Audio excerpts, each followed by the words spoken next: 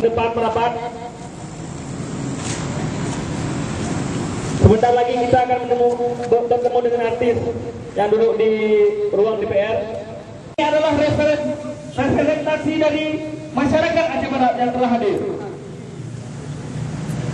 Pada hari ini juga akan ada kedatangan tamu dari ulah-ulah anak ingin tanya. Masyarakat Aceh Barat tidak ingin, betul? Masyarakat Aceh Barat anak ingin konflik love. Maka Tanjung menginginkan Acehnya tidak damai. Kamrai untuk dia dilayani masyarakat. Punya masyarakat sampai kah kau didengar, betul? Jadi saya harap himbaukan sekali lagi kepada masyarakat, kalau memang kita bagian dari rakyat Aceh, bagian dari rakyat NKRI, kita jaga perdamaian ini tetap.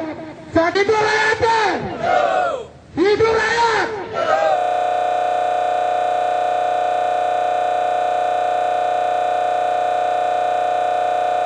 Dia hidup di sini, saya rasa tidak. Hidup masyarakat, hidup mahasiswa. Sampai kami di sini.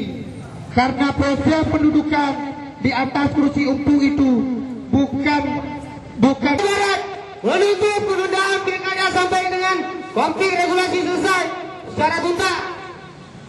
Aksi damai masyarakat dan pemuda Aceh Barat mengimbau damai kita. Tunda harapan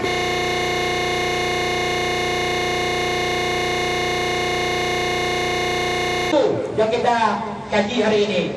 Tetapi mudah-mudahan tidak seperti itu ketua dewan kita. Saya rasa ketua dewan orang-orang yang punya ilmu, orang berpendidikan. Mungkin kami belum seperti yang beliau rasakan. Mungkin beliau lebih penuh ilmu dari kami. Kalau ini jelas, kami berpikir secara logika, boleh Bapak pikir secara logika.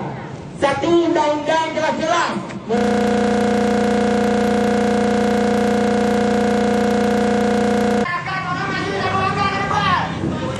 Dewan kita menangkap lebar.